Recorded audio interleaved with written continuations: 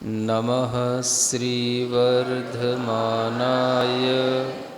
निर्धूतकलिलात्मने सालोकानां त्रिलोकानां यद्विद्यादर्पणायते। आचार्य समंतभद्र महाराज विरचित यह रत्नकरंडक श्रावकाचार नाम का सरल संस्कृत भाषा में एक छोटा सा ग्रंथ है, जिसमें प्रथम श्लोक में कल आप लोगों ने सुना ही होगा, वर्धमान भगवान को नमस्कार किया गया है। जो वर्धमान भगवान श्री संपन्न है। श्री का अर्थ भी कल आपको बताया गया था, और वर्धमान भगवान के ज्ञान की जो विशेषता थी वो भी आपको बताई गई थी।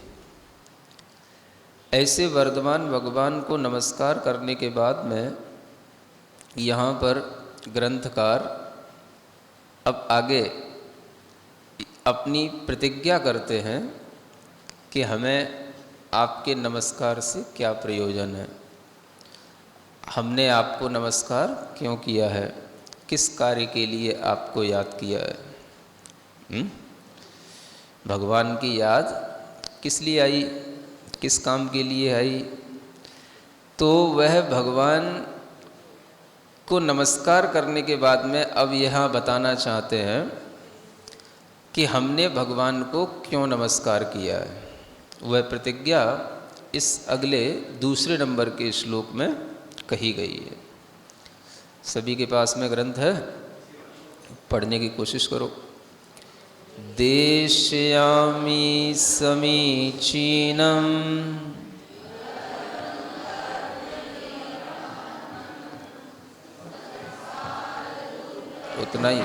उतना ही पढ़ो पहले जितना पढ़ाया जा रहा है।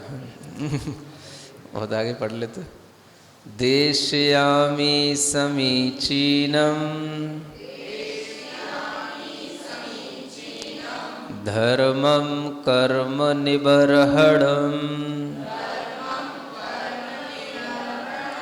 धर्मं कर्म निबर्हणम् संसार दुःखतः सत्त्वान् यो धरत्युत्तमे सुखे, यो धरत्युत्तमे सुखे। अब पढ़ो एक साथ। देशयामि समीचीनम संसार दुःखतः सत्त्वान् यो धरत्युत्तमे सुखे। पढ़ने में आ रहा है? कठिन नहीं है ना, सरल है, धीरे धीरे याद भी हो जाएगा। देशयामी अर्थात मैं देशना करूँगा, मैं कहूँगा, मैं कहने जा रहा हूँ। देशयामी का मतलब क्या है? मैं अब कहने जा रहा हूँ, कुछ कथन करने जा रहा हूँ। समीचीनम धर्मम, क्या कहने जा रहा हूँ? तो मैं समीचीन धर्म को कहने जा रहा हूँ। सुन रहे हैं? कौन सा धर्म? समीचीन धर्म। धर्म का कथन तो सर्वत्र मिलता है, लेकिन समीचीन धर्म का कथन सर्वत्र नहीं मिलता। कौन सा धर्म? हाँ, अब आप कहोगे समीचीन क्या भला है? समीचीन का मतलब क्या होता है, जानते हो? समीचीन मतलब क्या समझा जाए? समीचीन माने होता है सही सही, जो सत्य हो, सही हो, है ना, जो स्पष्ट हो, उस धर्म को मैं कहूँगा। क्योंकि धर्म तो बहुत लोग कहते हैं, लेकिन वस्तुतः जो समीचीन धर्म है वह बहुत कम लोगों के द्वारा कहा जाता है। इसलिए यहाँ प्रतिज्ञा की जा रही है कि मैं समीचीन धर्म को कहूँगा, अर्थात जो धर्म सच्चा है उस सच्चे समीचीन धर्म को मैं बताऊँगा। अब वो सच्चे धर्म की क्या विशेषता होनी चाहिए, वो विशेषता को समझकर के भी आप उस धर्म की सच्चाई के बारे में विश्वास कर सकते हो। समीचीनम धर्मम, सबसे पहली उसकी जो विशेषता है वो ये है कि वो धर्म कैसा होना चाहिए, कर्म निबर्हणम। कैसा होना चाहिए, कर्मों का नाश करने वाला। धर्म की विशेषता होनी चाहिए कि वो कर्म को डिस्ट्रॉय करे, है ना। कर्मा डिस्ट्रॉइंग धर्मा, धर्मा कैसा होना चाहिए, हाँ, कर्म को डिस्ट्रॉय करने वाला होना चाहिए। हाँ, it is the first condition of धर्म, नॉट रिलीजन। हाँ, क्योंकि रिलीजन कुछ अलग चीज़ होती है, धर्म अलग चीज़ होती है। धर्म का मतलब होता है वस्तु का स्वभाव, धर्म का मतलब होता है उसका अपना रियलिस्टिक नेचर। तो वह धर्म मैं कहूँगा जो जीवों के कर्म का नाश करेगा। अब यहीं से ये बात आ जाती है कि जितने भी प्रकार के आपको और धर्म के नाम पर धर्म मिलेंगे, उन धर्मों से कभी भी कर्म के नाश का संकल्प किसी ने नहीं लिया होगा। क्या सुना, क्या बोला मैंने, सेंटेंस कभी कभी याद रखा करो। धर्म के नाम पर जो धर्म मिलेंगे उनसे कभी भी कर्म के नाश का संकल्प नहीं लिया गया। ये संकल्प अपने आप में बहुत बड़ा है कि हम कर्म का नाश कराने वाले धर्म की चर्चा करेंगे और कोई धर्म की चर्चा नहीं करेंगे जिससे कर्मों का नाश हो। क्यों हो भाई, क्यों कर्मों का नाश करना है? तो कल आपके लिए जब बताया गया था कि हमने वर्धमान भगवान को नमस्कार किया है, क्यों किया है? क्योंकि वो भी कर्म की कालिमा से रहित हो गए, निर्धूत कलिलात्म ने बताया था। तो जैसे वो कर्म की कालिमा से नष्ट हुए हैं, उन्होंने जैसे कर्म को धोया है, वैसे ही हम लोग भी अपने कर्मों को धो सकें, वह धर्म भी उन्हीं ने बताया है। जिन्होंने अपने कर्मों को साफ किया वही हमें बता रहे हैं कि धर्म सबके लिए है और धर्म से सब अपने अपने कर्मों को साफ कर सकते हैं, धर्म से सब अपने कर्मों को नष्ट कर सकते हैं। ऐसा किसी के लिए कोई बाउंडेशन नहीं है कि जो कोई विशिष्ट ही गिनती के लोग होते हैं उन्हीं को धर्म मिलता है, उन्हीं के कर्म नाश होते हैं, वही तीर्थंकर होते हैं। ऐसा कुछ नहीं है। सुन रहे हो? अब एक बहुत बड़ी अपने आप में चीज है, जिसने धर्म को प्राप्त किया वो धर्म सबके लिए प्रदान कर रहा है,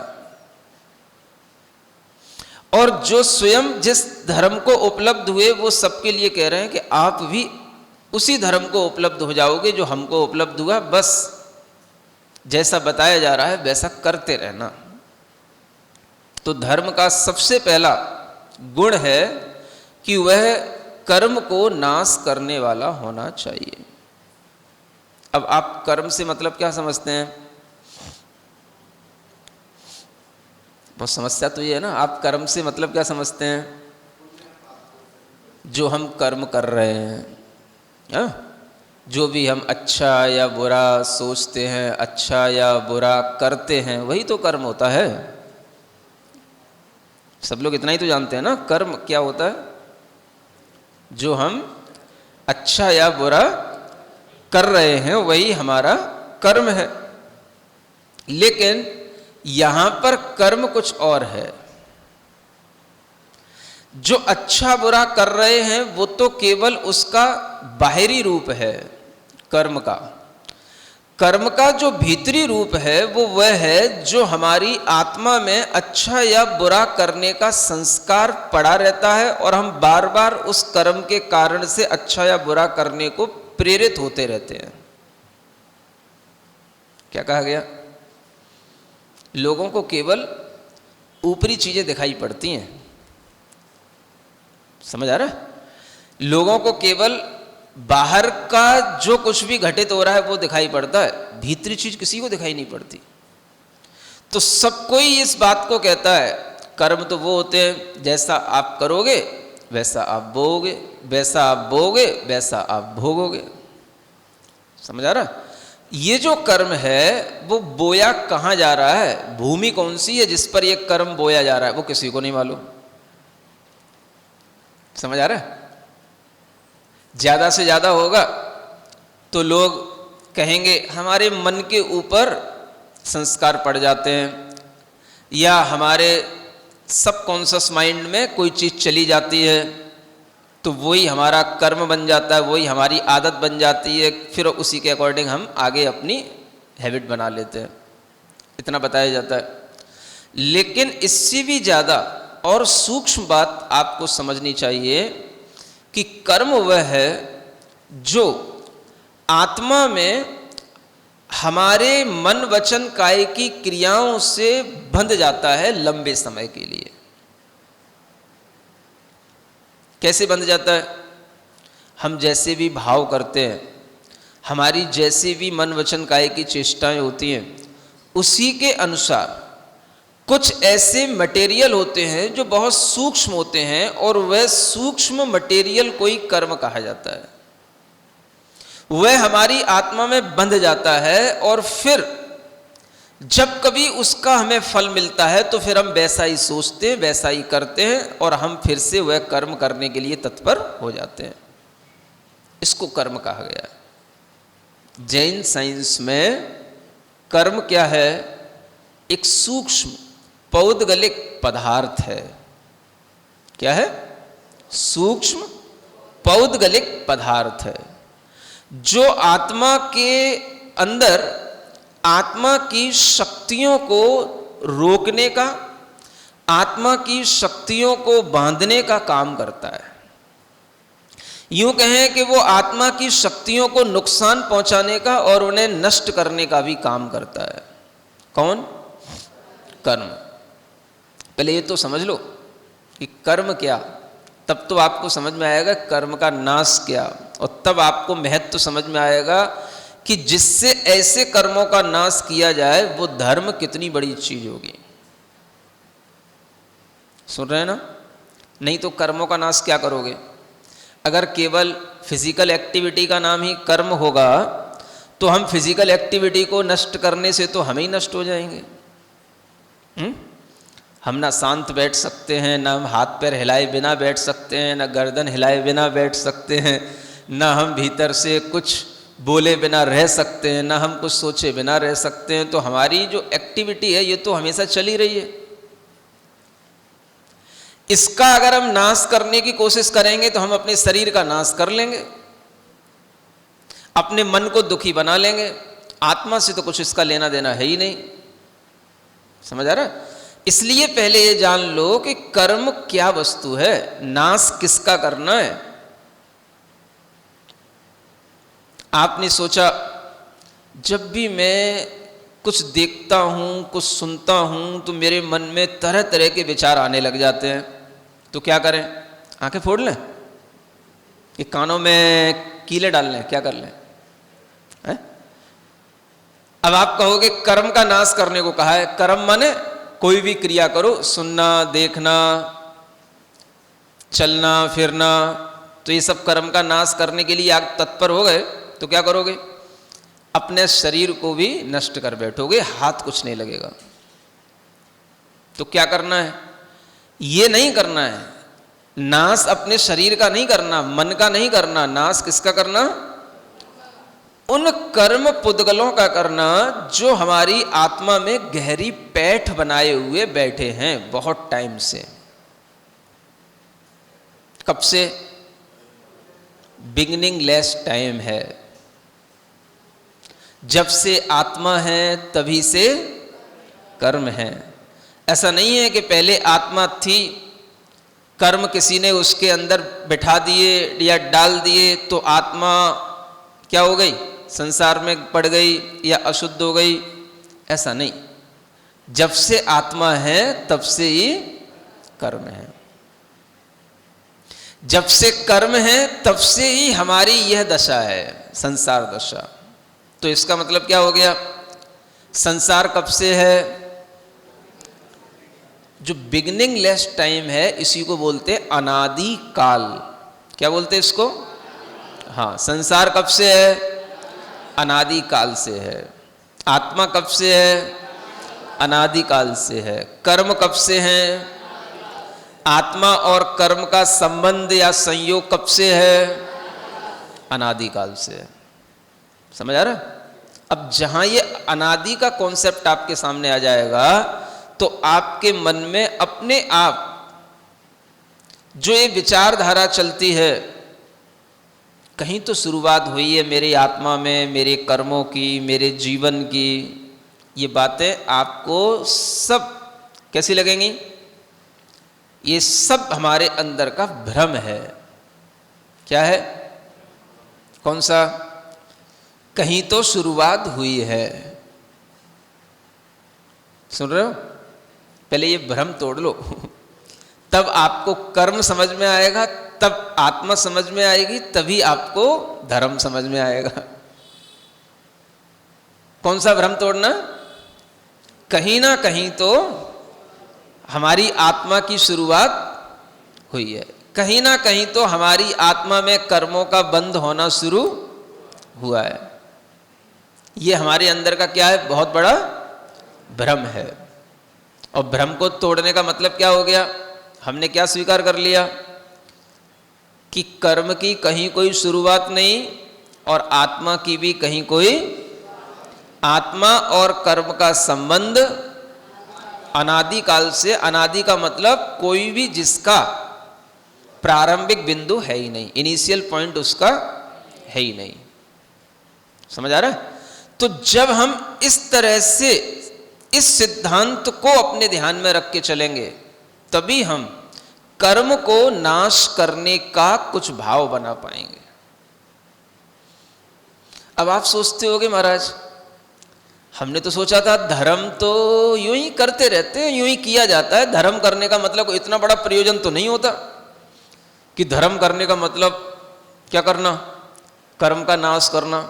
ये तो सोचते थे धर्म तो इसलिए किया जाता है ताकि अपन पढ़ लिख रहे हैं तो पास हो जाएं, शादी वादी हो गई हो तो बच्चे हो जाएं समझ आ रहा है? कहीं मतलब बिजनेस करने में दिक्कत आ रही हो तो वो सब हो जाए। धर्म तो इसलिए होता है।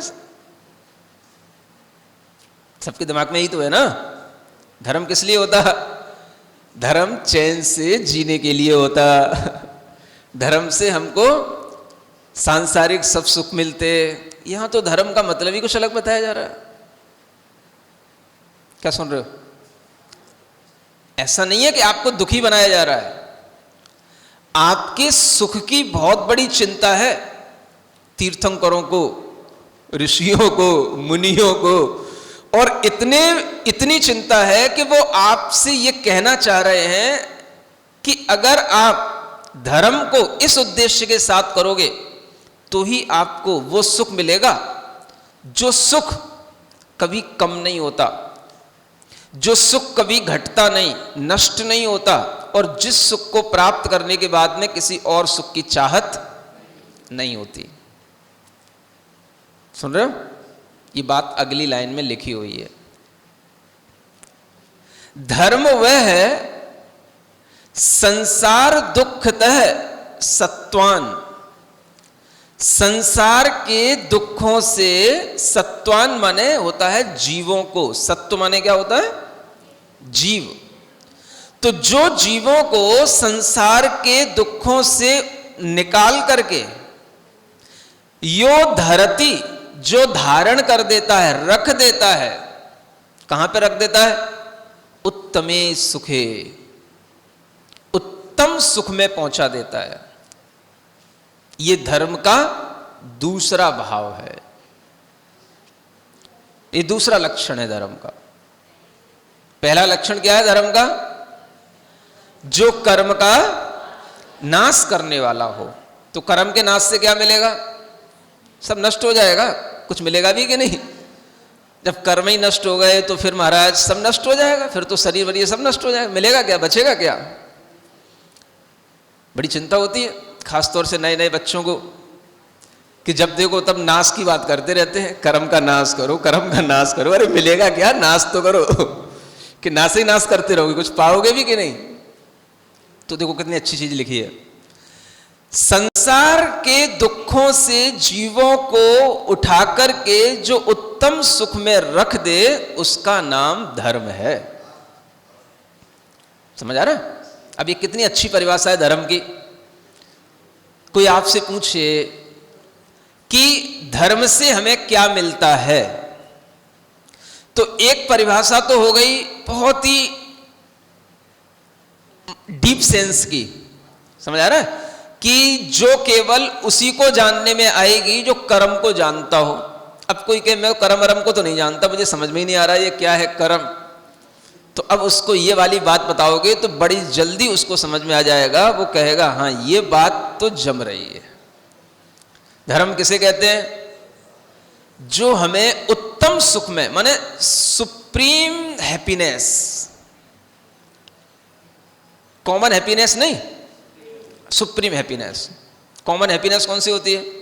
जो सबके पास है, सब जॉब कर रहे हैं, सब शादी कर रहे हैं, सब घूम रहे हैं, सब पार्कों में डोल रहे हैं, सब बड़ी बड़ी गाड़ियां खरीद रहे हैं, सब बड़े बड़े बिजनेस कर रहे हैं, सब कॉमन हैप्पीनेस है। सुप्रीम किसी के पास नहीं है। समझ आ रहा है?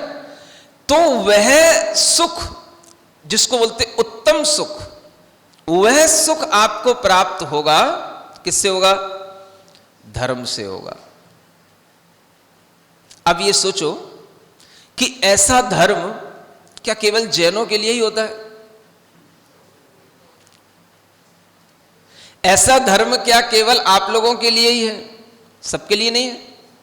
दुनिया के लिए नहीं है? क्या दुनिया का हर इंसान सुख नहीं चाहता? सर्वश्रेष्ठ सुख की इच्छा कौन नहीं करता बताओ? ये बात अलग है कि यदि आपको पता नहीं है तो इच्छा भी क्यों करोगे, लेकिन अगर आपको पता पड़ गया कोई सर्वश्रेष्ठ सुख भी होता है तो आपके अंदर उसकी इच्छा भी पैदा हो जाएगी।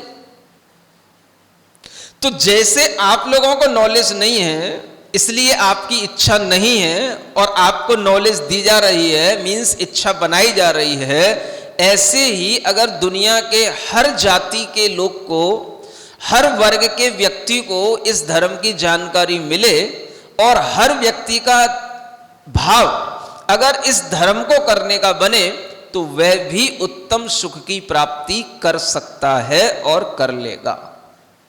क्योंकि धर्म करने के लिए किसी प्रकार की न जाति की मर्यादाएं होती हैं, न वंश की मर्यादाएं होती हैं, न धन और निर्धन की मर्यादाएं होती हैं, कुछ भी नहीं होता है। धर्म तो भावों से संबंध रखता है। भाव जो बना लेगा वो धार्मिक हो जाएगा। सुन रहे हो? तो ये धर्म किसके लिए है? आपसे कोई पूछता है, नए नए बच्चों से कोई पूछता है, आप तो अपने धर्म की बड़ी प्रशंसा करते हो। अरे भाई क्यों ना करेंगे? धर्म की अपने अपनी प्रशंसा तो सब करते हैं, करते सब जरूर होंगे, अपने अपने मोह के कारण से करते होंगे, लेकिन वास्तव रूप में जो धर्म सबको सुख देने वाला हो वो धर्म तो आपको यही मिलेगा जो रत्नकंड श्रावकाचार में बताया गया है। सुन रहे हो? अब कोई कहे हम भी आपको उत्तम सुख में पहुंचा देंगे, हम भी आपको बहुत बड़े बड़े वैकुंठ के सुख प्राप्त करा देंगे। नाम सुना वैकुंठ का? सुने तो सब रहते हो। तो प्राप्त तो करा दोगे, लेकिन आप ये तो बताओ कि वहां पर भी जाकर के क्या होगा, कैसे मिलेगा वैकुंठ में सुख? क्या होता है वैकुंठ में? क्या समझ आ रहा है? कैसे मिलेगा सुख? वहां पे होता क्या है? जब वो कहेगा अरे वहां तो अनेक अनेक देवांगनाएं होती हैं, वहां तो अमृत का भोजन होता है, वहां तो बड़े बड़े विमान होते हैं, वहां तो बहुत शक्ति से संपन्न लोग होते हैं और वो पूरे विश्व का नियंत्रण करते हैं, इसलिए वहां पर ही सबसे बड़ा सुख होता है। वहां पर जो एक बार पहुंच जाता है वो करोड़ों अरबों वर्षों तक वहीं पर बना रहता है।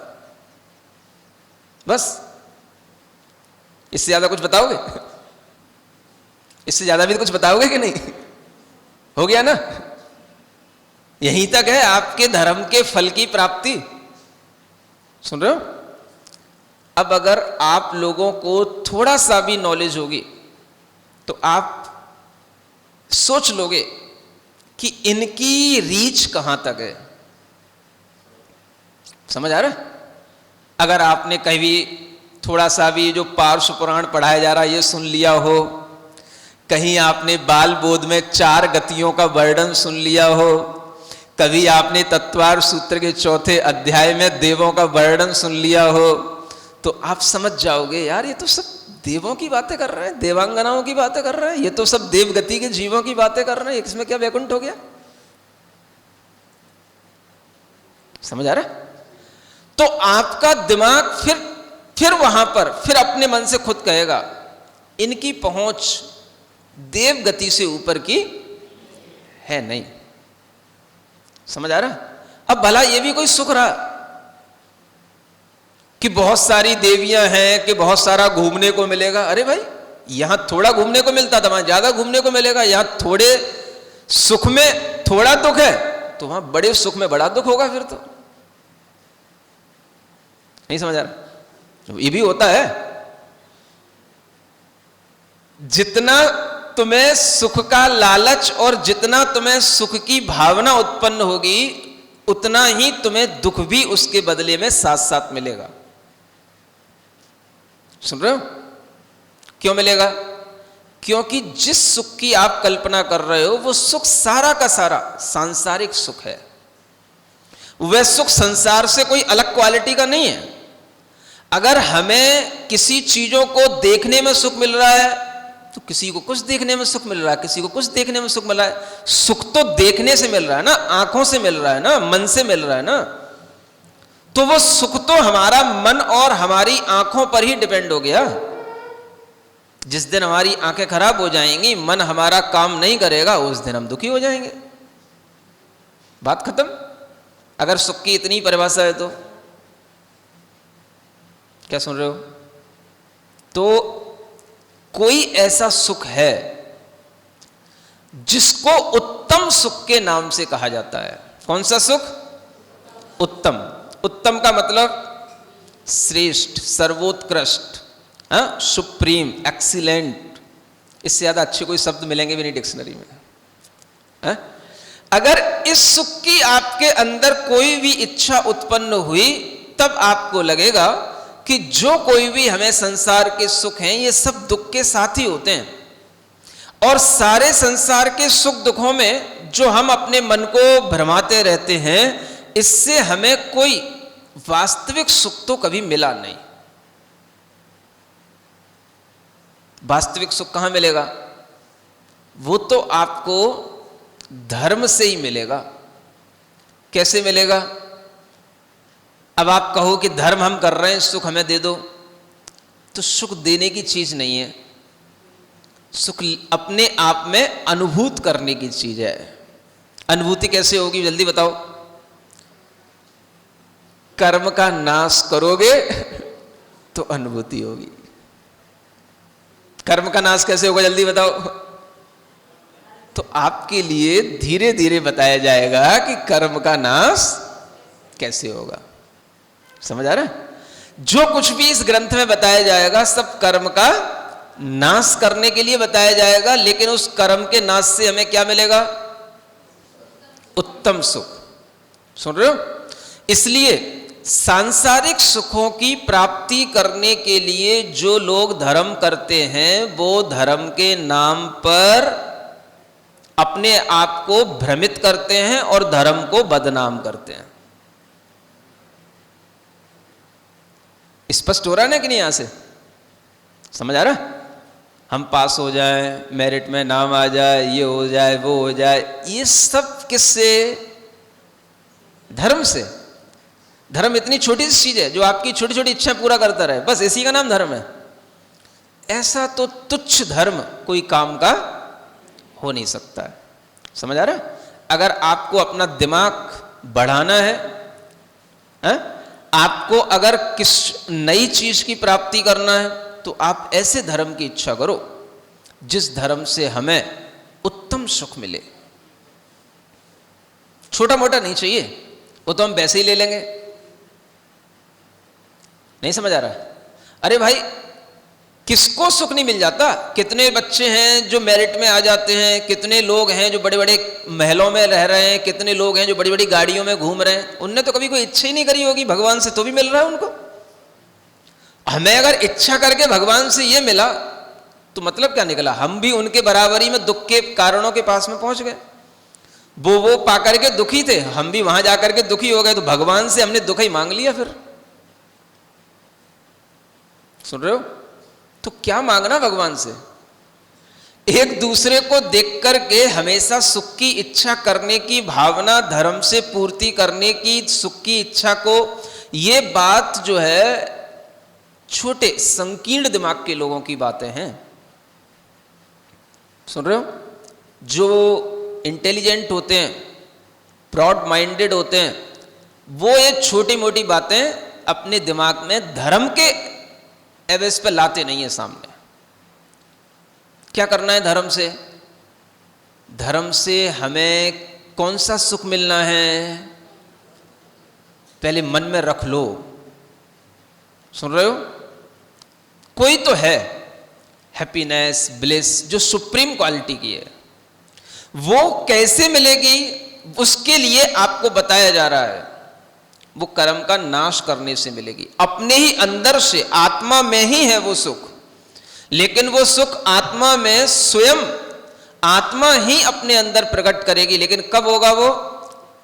जब वो कर्म का नाश करने का प्रोसेस करेगा, तब होगा। तो कर्म का मतलब समझ में आ चुका? नाश तो होगा पहले कर्मों का भीतर से, और फिर सुख मिलेगा हमें आत्मा से। समझ आ रहा है? जब वो सुख मिलेगा तो उस सुख की क्वालिटी बिल्कुल ही डिफरेंट होती है। आचार्यों ने कहा है चक्रवर्ती का सुख। चक्रवर्ती जानते हो? King of Kings. उसको क्या बोलते हैं? समझ में आ गया?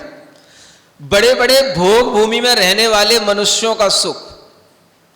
भोग भूमि, कल्प वृक्षों के आनंद लेते हैं, केवल इच्छा करते हैं, सब सामने होता है। बड़े बड़े जो देव, जो अभी हम बता रहे थे, देव बनोगे, ये मिलेगा, वो मिलेगा, उनका सुख। और ऐसे एक नहीं, असंख्यात देवों का सुख। केवल आज का नहीं, प्रेजेंट, पास्ट, फ्यूचर, सबका इकट्ठा कर लिया जाए। पूरे संसार में जितने भी चक्रवर्ती हुए हैं और होंगे, जितने भी भोग भूमि के मनुष्य हुए हैं और होंगे, जितने भी बड़े बड़े देवों के इंद्र हुए हैं और होंगे, उन सबके सुख को अगर कलेक्ट किया जाए तो भी जिनको उत्तम सुख प्राप्त हो गया है, उसकी क्वालिटी का वो अनंतवां भाग भी नहीं होता है। समझ आ रहा है? क्या समझ आया? कौन सा सुख? जो उत्कृष्ट सुख है उसकी क्वालिटी उससे भी अनंत गुणी अधिक होती है। एक क्षण की, हमेशा की नहीं, हाँ, एक क्षण की वह जो सुख की क्वालिटी है, वह सुख की क्वालिटी संसार के समस्त सुखों से अनंत गुणी होती है। वो सुख बिल्कुल अलग ही क्वालिटी का होता है। अब आप सोचो कि ऐसे सुख के बारे में तो हमने कभी न जाना, न कभी पढ़ा, न कभी सोचा, और न कभी विश्वास में हमने लाया। किसी को है विश्वास ऐसा भी कोई सुख होता है? किसी को नहीं है। पहली बार पढ़ने बैठे हो, पहली बार जो सुन रहे हैं, तो उन्हें ऐसा लग रहा है अभी तो ये सब बातें ही बातें चल रही हैं,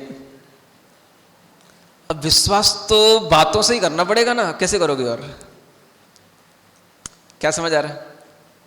अब ऐसी भी चीज नहीं है कि आपको थोड़ी सी उसकी क्या कर दी जाए, थोड़ी सी आपको उस सुख को दिखा दिया जाए, या थोड़ी सी आपको उसकी स्मेल दे दी जाए, या थोड़ी सी आपको उसकी अनुभूति करा दी जाए, वो भी संभव नहीं है। लेकिन आप धीरे धीरे अपने ही अनुभव से समझ सकते हो कि ऐसा होता है, ऐसा होगा, क्योंकि जो जीव इस शरीर की, इस मन की, इस शरीर के अंदर होने वाली अनेक जो स्थितियां हैं, उन सब की क्रियाओं से ऊपर उठ जाते हैं, ऐसे योगियों को एक अद्भुत आनंद की प्राप्ति होती है। उसी का नाम सुख कहलाता है। वो सुख इंद्रिय सुख नहीं होता, मानसिक सुख नहीं होता, वो क्या होता है? वो आत्मिक सुख होता है। क्या बोलते हैं? आत्मिक सुख। अभी अपन कौन से सुख प्राप्त करते हैं? इंद्रिय सुख, इंद्रियों से, है ना? मतलब अपनी सेंसेस और अपने माइंड से जो हमें सुख मिलता है वो कहलाता है इंद्रिय सुख और मानसिक सुख। लेकिन एक तीसरी क्वालिटी का सुख होता है जिसको बोलते हैं आत्मिक सुख। वो आत्मिक सुख आपको थोड़ा सा अनुभूत होगा जब आप निश्चिंत होंगे, एक ध्यान की स्थिति में होंगे, तो आपको उस सुख की किंचित अनुभूति हो सकती है। कब? जब आप भीतर से शांत होंगे और ध्यान की स्थिति में होंगे, तब आपको उस सुख की कुछ थोड़ी सी अनुभूति हो सकती है। और अगर आप एक बार उस सुख की अनुभूति में थोड़ा सा भी अच्छा फील करने लग गए, तो आपको लगने लगेगा कि अगर इसी तरीके से रहा जाए तो कितना सुख मिलता है। इसीलिए आप देखते हो, जो बच्चे कभी भी शांत बैठ नहीं सकते, जो बच्चे कभी भी ध्यान के लिए आंखें बंद नहीं कर सकते हैं, उन्हें इस प्रकार के सुख की कोई अनुभूति होती नहीं, और इसीलिए उन्हें कभी ऐसे सुख पर कोई विश्वास होता नहीं।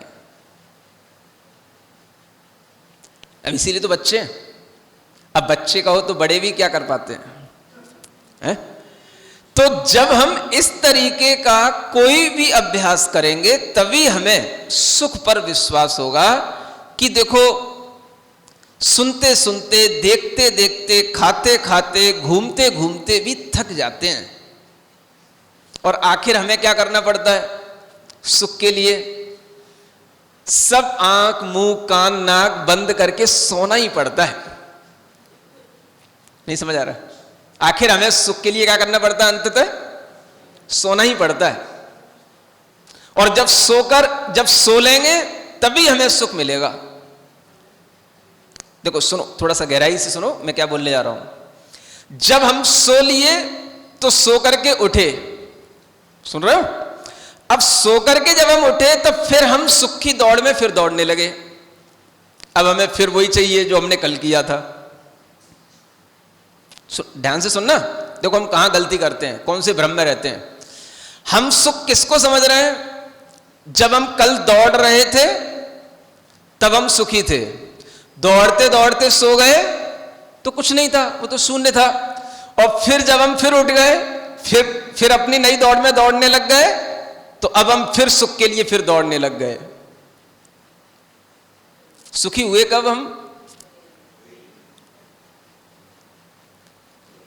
जब कल दौड़ रहे थे, आज फिर दौड़ने की तैयारी कर दी, आज फिर से हमने वही सुबह से शेड्यूल तैयार कर लिया अपना, नहाना धोना, उठना, घर से बाहर जॉब पे जाना, ये करना वो करना, फिर हम शुरू हो गए। सुख कब मिला हमें? उसी में मिल रहा है महाराज जो हम कर रहे हैं। जब कर रहे हो उसी में मिल रहा है, तो फिर करते करते करते करते थक के गिर क्यों पड़ते हो? जब सुख मिल रहा है तो थकना क्यों होता है? सुख में तो थकान नहीं होती। क्या सुन रहे हो? अब हम क्या सोचते हैं, सुख किसमें है? जो हम कुछ कर रहे हैं, कुछ करेंगे, उसमें सुख है। हम कभी सोचते हैं कि जब हम बिल्कुल शांत पड़े होते हैं तब हम सबसे ज्यादा सुखी होते हैं? क्या सुन रहे हो? अगर नींद ना आए तब क्या होगा? क्या होगा? बेचैन हो गए। बेचैन होने का मतलब दुखी हो गए। समझ आ रहा? मतलब क्या था कि हम नींद लेकर के सुखी हो रहे थे, अब नींद नहीं आ रही माने सुख नहीं मिल रहा, सुख नहीं मिल रहा माने अब हमें दुख मिल रहा है। तो हम कभी सोचते हैं कि सुख हमें कब मिलता है? जब हम शांत होते हैं, जब हम कुछ नहीं कर रहे होते हैं, यहां तक कि हम कुछ सोच भी नहीं रहे होते हैं, पड़े होते हैं, सुख तो तभी मिलता है ना। वो तो बोलो तो फिर क्या करना है? पड़े रहो बस। अब कब तक पड़े रहोगे? कितना पड़े रहोगे? समझ आ रहा है? तो आपको धीरे धीरे यह अनुभव में आना चाहिए कि सुख जो है, जो हम कर रहे हैं उसमें नहीं है, जो हम करने को विराम दे देते हैं उसमें है। अगर आप इतना ही सीख लोगे तो पर्याप्त हो जाएगा। क्या बोला? जो हम कर रहे हैं, जो हम सुबह से शाम तक दौड़ रहे हैं उसमें सुख है, या हम उस दौड़ को रोक करके जब हम लेट जाते हैं या रुक जाते हैं उसमें सुख है। सुन रहे हो? संसार में भी सुख तभी मिलता है जब हम कुछ समय के लिए शांत होते हैं, अपनी इंद्रियां के बटन सब ऑफ कर लेते हैं, अपने विचारों को बिल्कुल रोक लेते हैं, और जब हमें यह भी पता नहीं होता है कि हम कहां पड़े हैं। समझ आ रहा है? तभी तक हमको नींद है और तभी तक हमारे लिए कुछ सुख की अनुभूति है, और जैसे ही आंख खुल गई फिर सब वही दुनिया दिखने लग जाती है। समझ आ रहा है? ये एक उदाहरण है समझने के लिए। क्या समझने के लिए? कि सुख कुछ करने में नहीं, सुख किसमें है?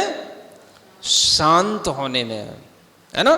तो जो बिल्कुल अपनी इंद्रियों से शांत, मन से शांत हो गए, उनको जो आत्मिक सुख मिलता है उन्हीं को हम कहते हैं सिद्ध भगवान। क्या बोलते हैं? वर्धमान। क्या बोलते हैं? वर्धमान भगवान अभी कौन है? सिद्ध भगवान है। समझ आ रहा है? तो उनको नमस्कार करके यही कहा गया है कि हम आपको नमस्कार करके क्या करना चाह रहे हैं?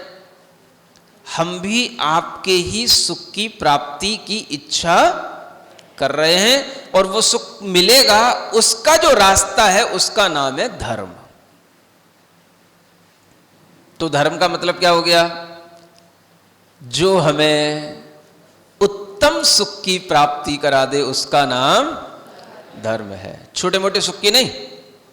हाँ, वो छोटा मोटा सुख तो मिल जाएगा, अपने आप मिल जाएगा। बड़े सुख की चाहत करोगे ना तो छोटा मोटा तो मिल जाएगा। क्या सुन रहे हो?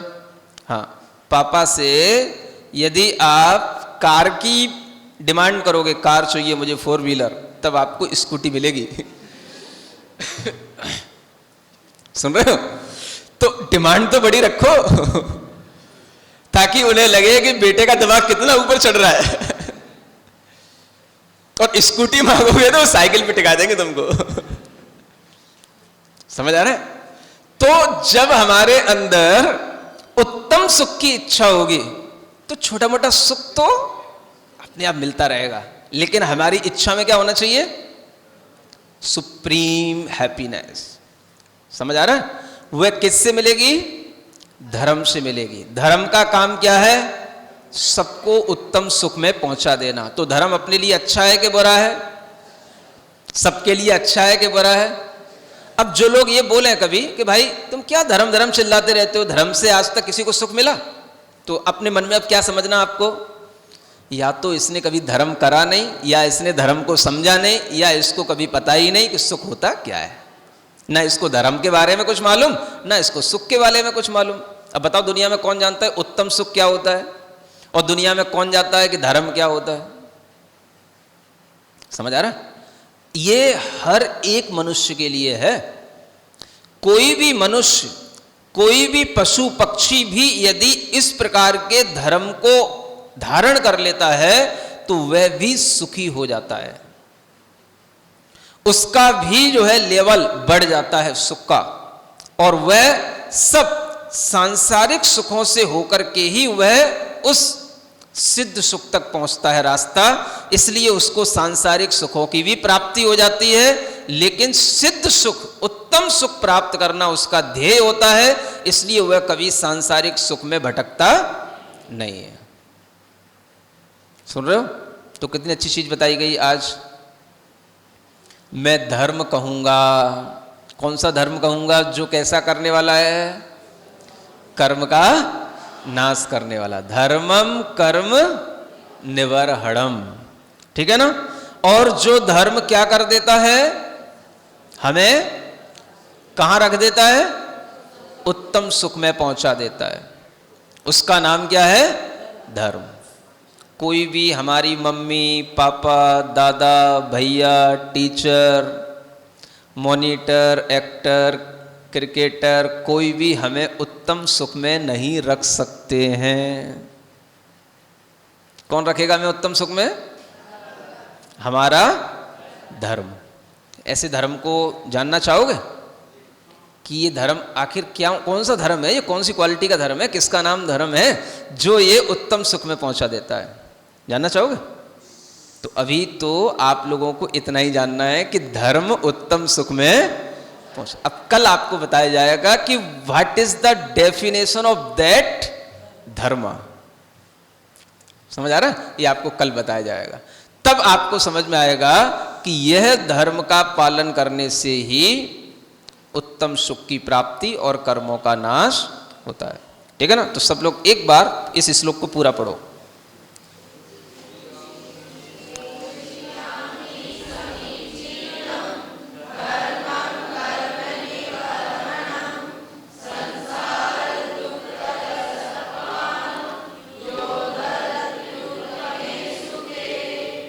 ठीक, आज के लिए इतना ही।